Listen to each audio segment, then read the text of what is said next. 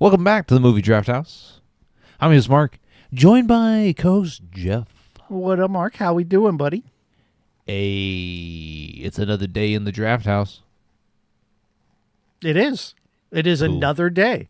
Well done. It's a day that ends in Y for sure. Yeah. So Jeff. Yeah. It's kind of broken you not having to do the music at the top. It does. I don't have my new spiel down. Yeah. It'll take a minute. You could pull it like I do on Chronologically. You could just be like, "Welcome to the Movie Draft House." On this show, we draft movies based around monthly themes. I'm your host, Mark. Over there, that's Jeff. You're actually doing it. So well, do you want me to take over from here on out? I introduce us? No, it's fine. Listen, you got to give me some grace. I'll give you infinite. I've given you 3 years of grace. Oh, okay. All right. Anyways, welcome back. It's the Movie Draft House, where we draft draft movies based on a monthly theme. And in this month's theme, it's our anniversary month. So it's redraft a theme, right? This is where we draft a theme that we've had before. We've had many monthly themes. And in June, to celebrate our anniversary, we go back and look at themes and revisit them. And maybe pick a movie that was on our short list we didn't get to watch. So, like this week, I drafted survival horror, which is a theme we did in October, probably, or not. I don't remember because I think it was. In one of the Octobers. I don't think it was October because we based it around Prey. And that was the first time we recorded in person, so I'm not so sure. But anyway, I redrafted it mostly because I wanted to watch Demon Knight. This is a movie.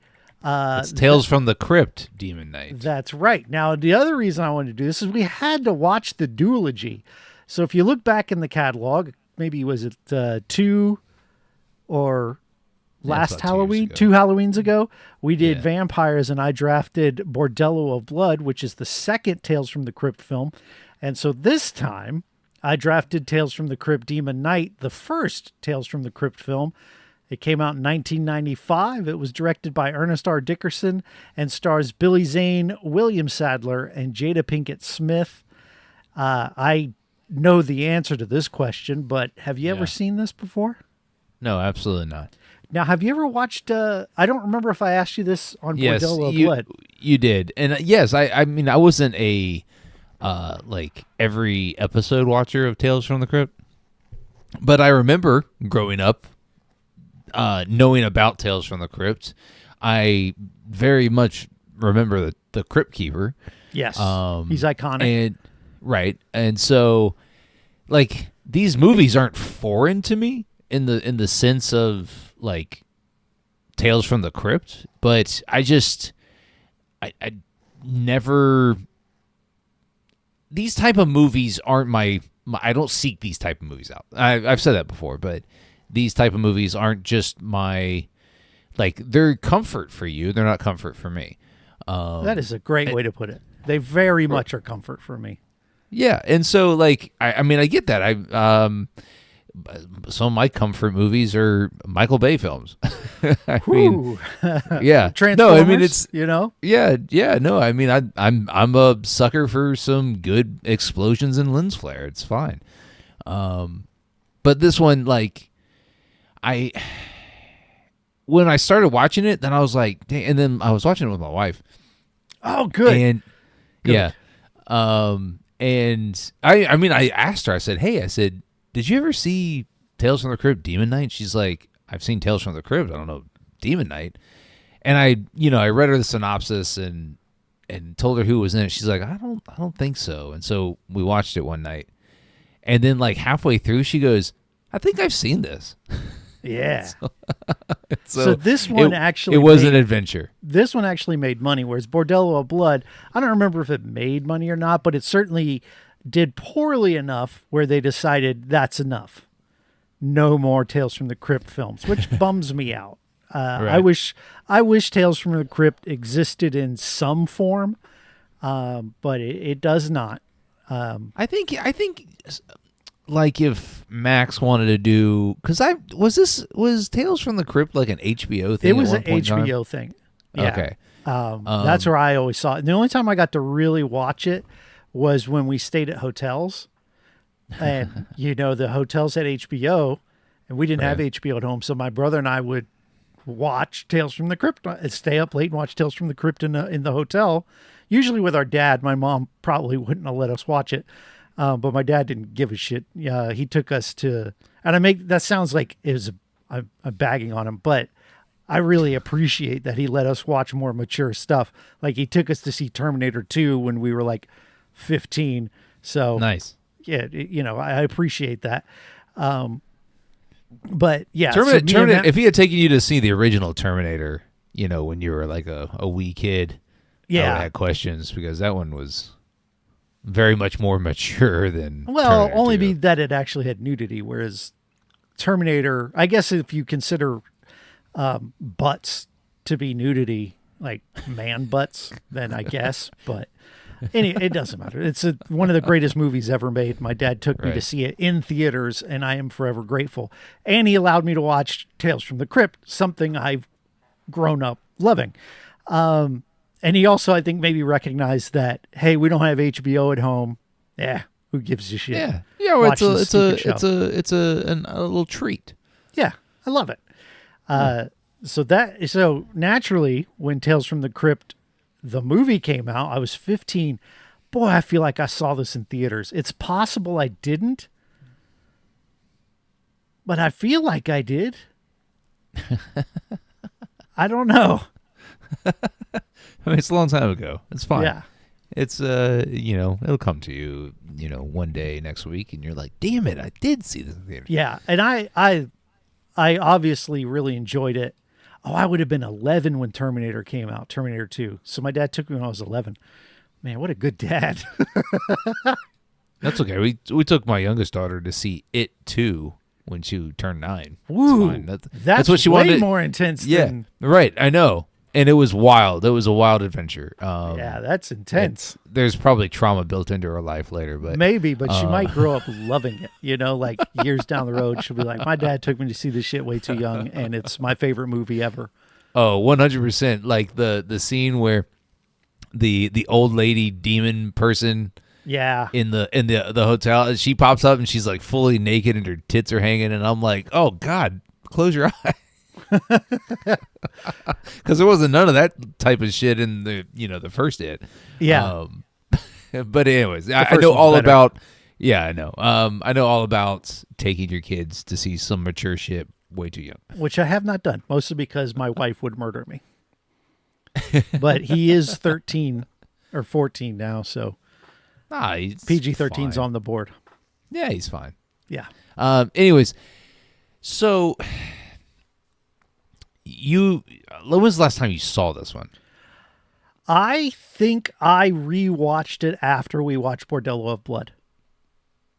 Okay. So I think late last year I rewatched it because I was like, damn, I love Bordello of Blood. And I'm like, let me watch Demon Knight again. And yeah. So it I don't want to say it's in constant rotation, but I've probably seen this 6-7 times. So what really stood out to me is how in the 90s Billy Zane was pretty top tier. He is A plus plus plus in this movie. Oh, in this film, yes, he is, and I think he's probably the only one that's having a shit ton of fun. I think William Sadler's great. He played Breaker, and I love Yeah. William Sadler. Like, I know him from this. He had a brief cameo in Bordello of Blood. At the very beginning, he was with the Crypt Keeper. And then I mostly know him from Bill and Ted Bogus Journey, where he plays Death. I don't know if you've seen that. I Not would recommend Bogus it if Journey. you have. You haven't seen Bogus Journey, the second one? No. Oh, okay. Well, he plays Death in that, and it's really good. And of course, William Sadler also was had a role in Shawshank Redemption. So I always like him, and I think he did a great job. But I do agree. I think Billy Zane was like wanted to have a ton of fun.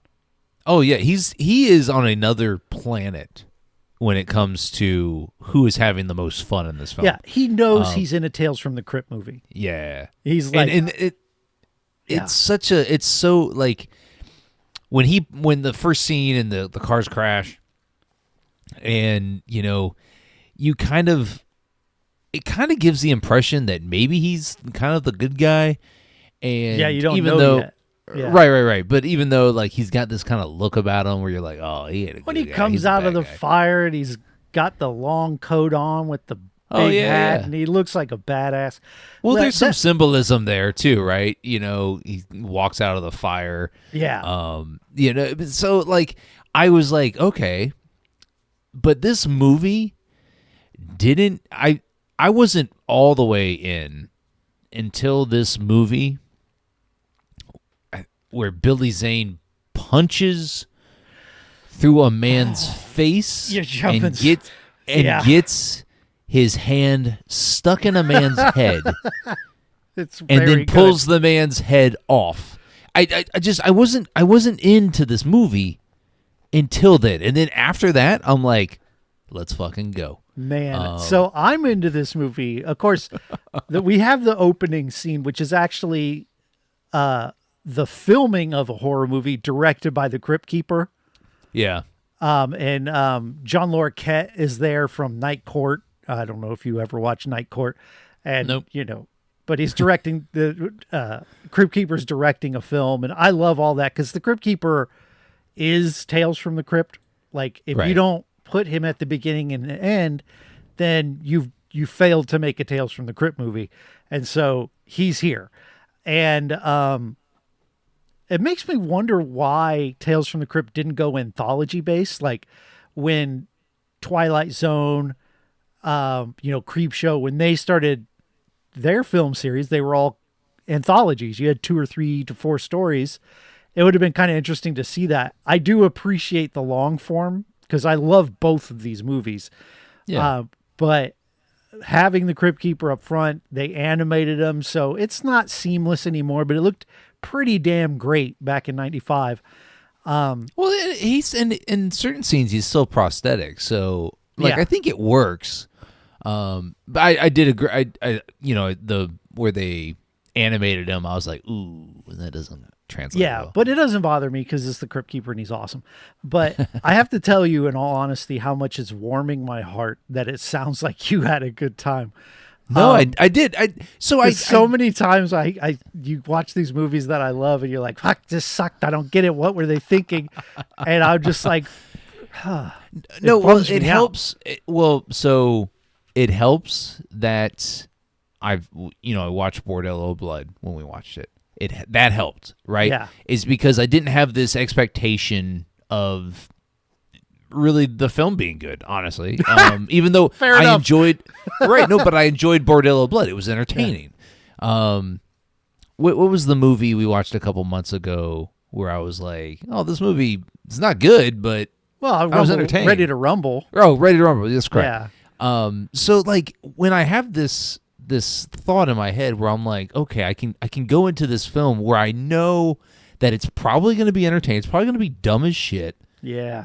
But I'm going to be entertained. But you got hit by the Billy Zane bus is the problem. Oh, yeah. But like when he punches through that man's head, yeah, I was like, oh my God, let's go. And then he's got his hand stuck. He can't get the head off. It's really good. And it's great. And then and Sadler and everybody, Thomas Hayden Church, everybody, they're running around the house, while Billy Zane in the background is trying to pull his hand out of the head. It is hilarious. It is almost flawless. Is because the prosthetics are out insane. There's some really good practical effects in this movie. Like I don't even think it was CG when they superimposed Crypt Keeper's head on that opening thing. So I don't really think there's any CG. There's certainly some of those old school effects of like lightning being kind of placed over the frame to kind of give you that and that Oh, sort well, of that's all over the film. yeah, and that's cozy to me. But then like the monsters are all goopy and real. They're there. They're people in these really cool prosthetics. Like you said, the guy getting punched in the head, someone's arm gets ripped off, and it's all Oh, yeah. practical and it looks Yeah. awesome. So all of that stuff is beautiful to me. I love it so much. But you mentioned it took a little bit for this to get going, but for me, of course, I'm in when it's the Crypt Keeper, but right off the rip with that car chase, if you want to call it that, the whole time Filter's "Hey Man, Nice Shot" is playing, Oh, and yeah. it just Yeah, pumps me up. You get Yeah. that bass line. I can't do it, but just try to do anything. Try to do anything at all and play "Hey Man, Nice Shot." And when that opening bass line comes in, try not to be hyped. It's fucking impossible. And so that just killed it for me. Like this opening scene, they go right into a huge car wreck, fiery, it's awesome way to start a movie.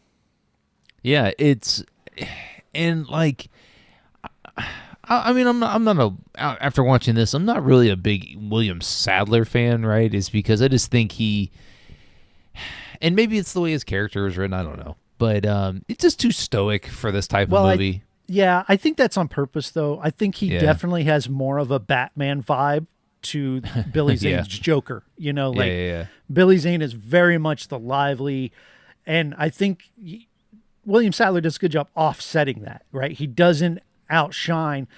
There's a reason there's no movies with two Jim Carreys, because it would just be too fucking much. And I think so in that way, I like William Sadler. I think he adds the seriousness.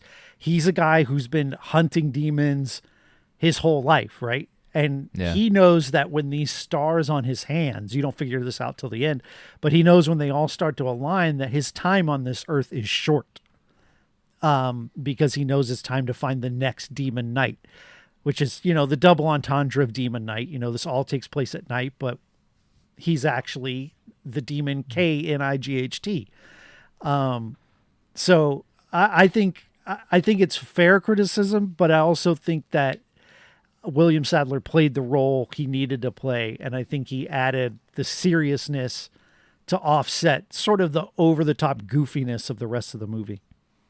Yeah, I mean, I'm fine with him as the protagonist here.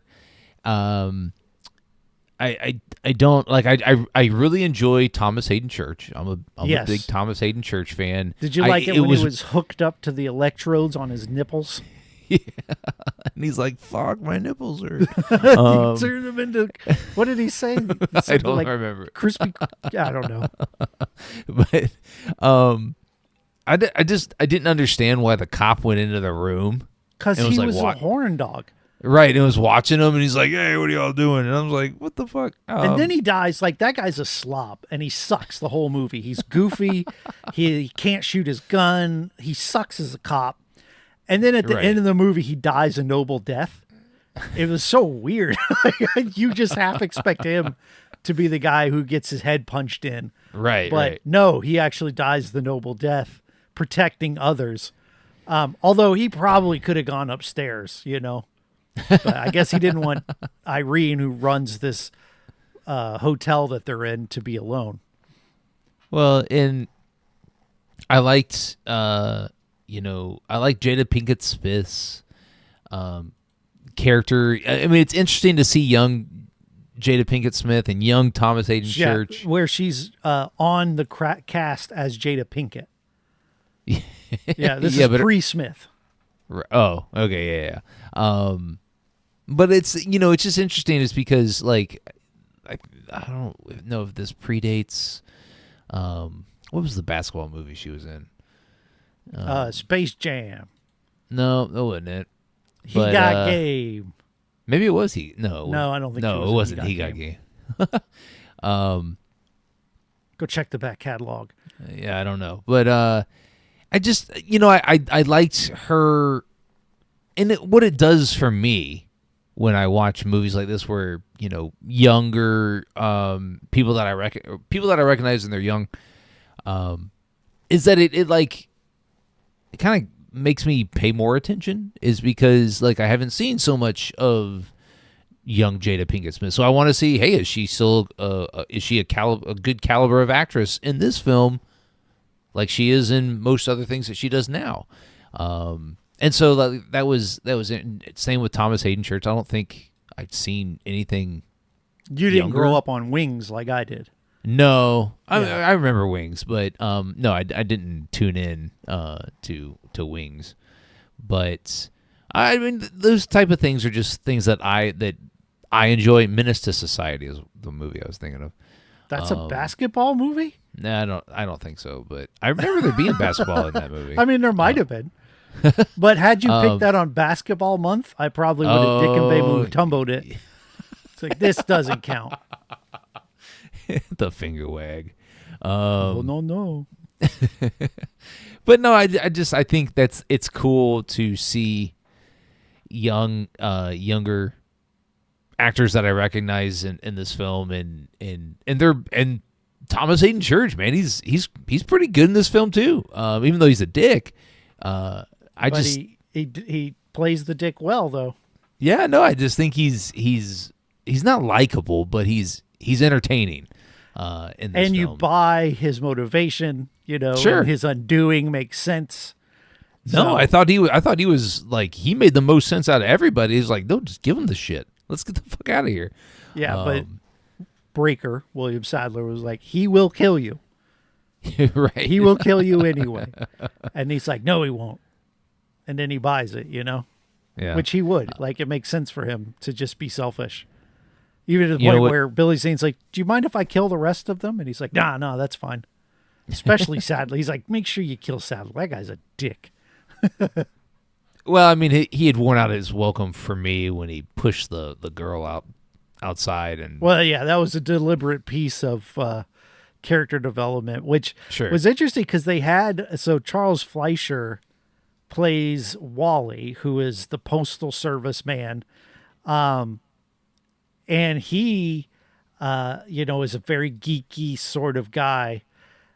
And he has kind of an interesting arc. So he has this really hot girl that works there, and she does. I still think she's friend zoning him even after she saves him. Yeah. Like she's not really physically interested in him. But, you come to find out that he's been storing artillery because he was going to go postal because he's a postal worker. Right. No, pretty interesting. But his undoing is she gets demon possessed and then kills him. Well, that's the thing is, like, I didn't really understand how they became. I guess so Billy Zane turned him Billy into. Zane. Yeah, he essentially he can't come inside, right? Right. But he's able to like telepath, and the reason he can't come inside is because they've marked all the doors. But is he Satan? Dude, was that ever? No, he's a high demon. High demon. Okay. Yeah.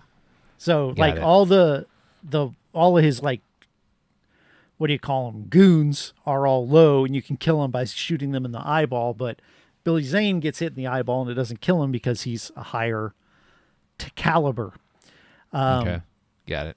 And so the way I understand it is that he can't come inside, but he's able to mentally tempt, all the people. And he tempts this one woman by, telling her she's not this whore is the term that they use in the film. And then she tempts the postal guy by just being sexy lady. But gotta be my guess, Mark's favorite temptation is that of Uncle Willie, who is an alcoholic who goes into a room filled to the brim with topless women. It looked like a scene right out of Bordello of Blood. That's immediately what I thought of. And I was like, okay, here we go. This is Bordello of Blood. Yeah. And they tempt him into drinking things, and that turns him, Well, so all of that was fine with me. And like, I don't mind it. I was like, oh, that's weird. But I did enjoy Billy Zane's kind of calm voiceovers. Oh my gosh. Didn't you want to just take a nap? He was so good. Like, he is able to go, he's comedic. He's intoxicating and sultry in those moments. I don't think he ever really goes into full rage. Like Right. even when like at the end of the movie, he's still kind of silly, which I'm good with, because he does it so well. Like even like they get that first moment where he gets outside and he gets frustrated and he goes, "Hold on, dang, dang, go boat," and he's like making fun of them just being backwoods people. And he just is hamming it up any chance he gets. I like the scene where he's trying to convince Thomas Hayden Church to wipe up the marks and just has a sponge in his mouth. Yeah. It was pretty good. Yeah. No, it was great. Like I mean, just, like to me, every time the reason you watch the movie Yes. is you want to watch Billy Zane. Without him, the movie is dull and at times violent and just as a normal kind of survival case. But he is that punch that this movie needs. We're doing our Children of the Corn series currently. We're recording them over on chronologically. But one of the things that I mentioned, Elliot asks, what do you think let's make some predictions. And I said, one of these movies is going to have like a super charismatic villain that just makes it. I don't know if that's going to happen or not. We haven't watched them all, but this is kind of what I had in mind is this sort of performance. We did an over the top villains month, and I think Billy Zane would have slayed everything we did that month.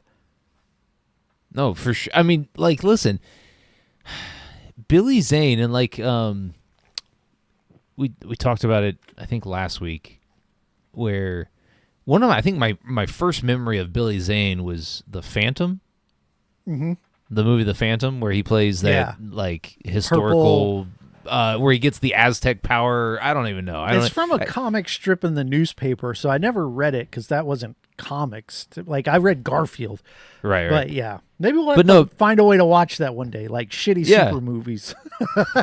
I actually wouldn't mind that, is because it holds like a weird nostalgic portion of my brain, and it's knowing me, I'd probably like it too. I've never actually seen it, but I haven't seen it since I was a kid, and so I actually don't even know if it's any good. But like I just have this memory of watching Billy Zane in this movie and as a kid, and so just seeing him be this charismatic and just over the top, and it just makes this type of movie. Like if this type of movie had a character like that in all of the films.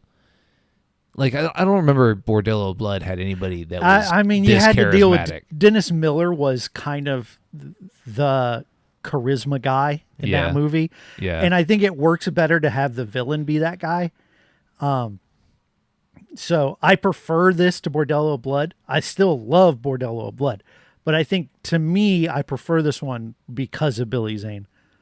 No, right, and that's so that to me, I'm in the same boat. Is that if Billy Zane is any other character in this film, like if he's the protagonist, it doesn't work. Right, because you can't, in a horror movie, I think the thing is that you can't have your main character be the fearless, goofy guy.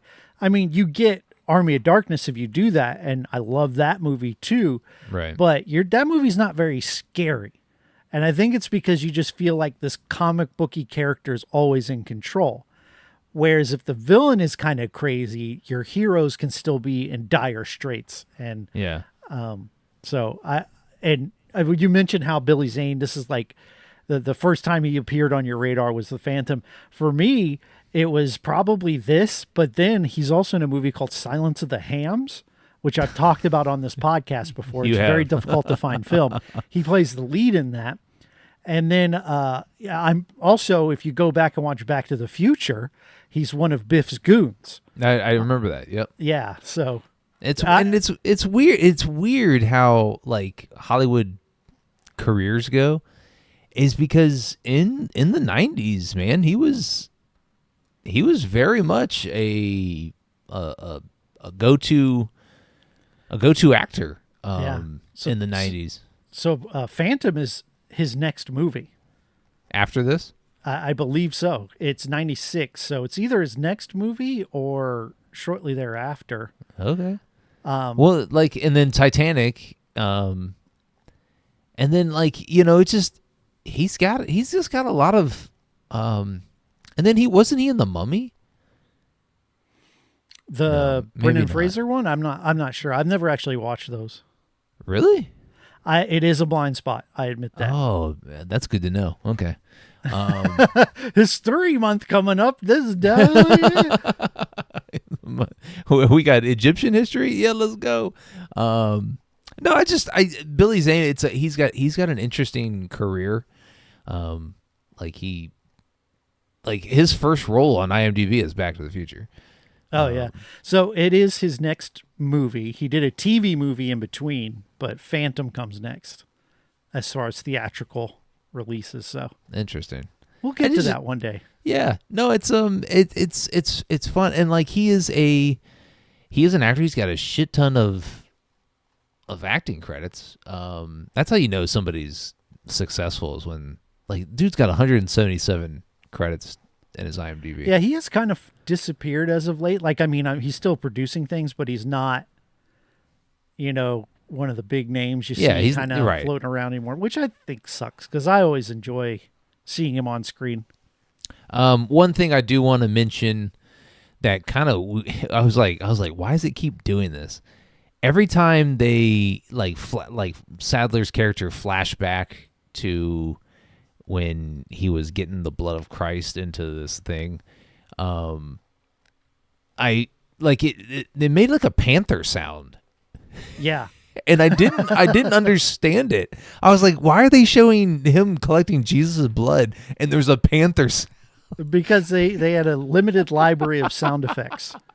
And but every time after that, all we got is the panther sound. It was the panther sound. I was like, where the fuck is this panther? Did he get this out of a jungle? I mean, it was weird. It was weird, but it was comical. It made me laugh is because when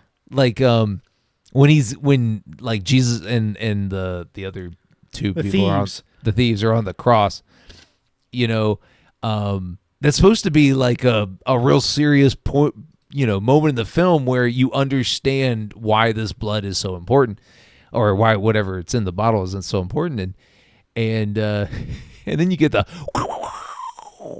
and it's like a panther sound, and I'm like, what the fuck? But I mean, it's fine because that's this type of movie, but it was just weird and made me chuckle. So yeah. Those are my least favorite parts of the movie is the flashbacks, but they do tell you the story that Breaker is in the line of what seems to be he's the second ever Demon Knight, or maybe there was others before him or before the guy that gave him the key there at what looked to be World War One. So and that was what's his face? Who was that? Boombox guy, John Cusack. That was John Cusack? I'm pretty sure. There's John Shuck. Oh, wait. No, that's the sheriff. I don't know. Was it John Cusack? I'm pretty sure. Is he in this movie? Did I just make that shit up? You might have, but I'm here for it. You've heard it here first. John Cusack's in this shit. Don't look it up. But yeah, and so it kind of sets the table for what's to come. So by the end of the movie, his days are done. He dies at the hands of the Collector, who's Billy Zane, and he christens the new Demon Knight, which is Jada Pinkett Smith's character, Jerry Lynn. Right. Or Geraldine, which is a horrible name. Geraldine? I wanted a girl. We were going to name her, or a boy. We were going to name him Jerry, and we just put line on the end. Yeah, Geraldine. Jerry Line. Jerry Line. It's a terrible name. I don't know. Who is the... this could bother me now. I could have swore I saw John Cusack's name. I don't think it was John Cusack, but the credits. I feel like by 95, John Cusack was enough of a name to not just be some guy. But also, it doesn't list. Yeah, I'm looking to see if I can find. They never name him. The character's not even listed. Yeah. On the IMDb. Is it Dickerson? I Maybe don't know. Dickerson. Well, who did that guy play? I don't know. It doesn't matter. It doesn't. But I don't think it was John Cusack. Just gonna guess. But you Google know, him, so though. yeah, you get the end of the movie, but there's also a lot of man. What about the kid who you don't get to see what he's tempted by other than it's like the comic book, but then he turns into this awesome weird monster thing where his head's all weird and big up in the attic. You remember this? Yeah. It was really great monster work. It was another part of the movie where I was like, hell yeah, it reminded me a bit of The Thing, you know, where it's the gross sort of monster animation stuff. Really appreciated it. Yeah, it's I mean, like the attic scenes were pretty good, especially with Irene and when Billy Zane's in her head, or I don't even know if he's there. I don't know. Well, he doesn't. I don't think he ever Yeah, he does because she shows up. So she's in the attic, and Billy Zane shows up with her arm because she lost her arm on a platter. movie. He shows Yeah. up with it on a platter. And she's like, "Go fuck yourself." Right. You know, it's great. Like she's not even tempted for a second. No, this movie is. I mean, it's and what I really love about these movies, and this is Bordello Blood the same way, is that like how it's bookended by the Crypt Keeper. It really gives it that episodic feel, and I really enjoy that for a film like this, is because it does feel like the Tales from the Crypt series, like an episode of Tales from the Crypt, just longer, and that's nostalgic for me too, is because while I wasn't a religious watcher of Tales from the Crypt, Yeah. I did, you know, I remember going over to my friend's house. They had HBO. I didn't have HBO, but I'll go over to my friend's house, and like you and in the hotel with your dad, we stayed up late and watched, you know, an episode of Tales from the Crypt, and I just remember doing that, and so watching these movies where it just feels like an extended episode of Tales from the Crypt. I think that's warming for me. I'll have to send you my favorite episode of Tales from the Crypt. It's on YouTube. Okay. And it's only like 20 minutes to watch it. So Right. it's really good. I unironically really enjoy it, which, you know, doesn't mean shit to you because there's a lot of stuff I like you don't. That's correct. But it sounds to me like this one's one of the exceptions. Yeah. If you're asking me if I recommend this That's one. what I'm asking you. Okay. I'm going to say yes. Hell yeah. It is. I was pleasantly surprised. I mean, you come for the Crypt Keeper, but you stay for Billy Zane. Oh yeah. And I just think he makes the movie. The movie is over the top anyway. Him being over the top is just icing. And so, and he's really good. I wish like there was more roles out there that exist, and there probably is because he's got 177 credits, where he's just kind of just eating it up. And I would watch a lot of Billy Zane just having fun. So yeah, I do recommend this one. Yeah, and I of course do because it's kind of one of my favorite movies from my childhood and my teenage years. So I do dip back into this one every once in a while, and the same with Bordello Blood, but this is the better of the two. Which one do you prefer? Oh, this one for sure. Yeah. Okay. I figured as much. That's not to say 2 is bad. It's really fun. But just Billy Zane is unmissable. You got to watch him having just chewing up this movie. Yeah. But next week. Yeah. What are we watching next week? What theme did you pick? MCU. That's right. Because we're going to watch the film that caused OpenAI to get sued because of using Scarlett Johansson's voice from the film Her. This stars Joaquin Phoenix, aforementioned Scarlett Johansson, as well as Amy Adams, who's double dipping, doing double duty this month. Yeah, that's right. From 2013, we're going to watch Her. Yeah. I've never seen this, and we'll see how it goes. Yeah, it's going to be in person, so Yes. I can get been a while. I can get you to throw things at the TV in person. Or what you can wake me up when I fall asleep out of boredom. I think you'll be not maybe entertained. Entertained is the right word, but I'm excited. At the very least. So how do you define entertained? Entertained is something that holds my attention, and I get some sort of brain arousal from. That's a good way to, but it keeps me from being bored. Yeah, As if the movie bores me, then it's failing to be entertaining. Absolutely, 100%. So we watch movies to escape from bullshit. Yeah, as long as it's not boring, I'm usually good. We have seen some boring films. Darren Aronofsky comes to mind. Yep. I think we'll be. Hopefully, this is a good one. I think we've had a good month of movies. Well, yeah, and that's what this. Even though you didn't like Fatal Attraction for something. This theme of the redraft, anniversary theme. That's why I like this theme, is because it's just a collection of eccentric films, and it's a grab bag. Right, it's an eccentric collection of films, and like we went from Fatal Attraction to The Muppets, right, and to Tales from the Crypt Demon Night, and then we're gonna end it with her. So it's fun. I really enjoy this month when we do them, and I'm excited to watch. I'm looking forward to it. I'm looking forward to hanging out. Yeah, drinking some La Croix. Yeah, it's been watching a movie on the comfy couch you got there in the draft house. That's just more the reason I would fall asleep than anything else. True, because the couch is comfortable. Very true. You know what else is comfortable?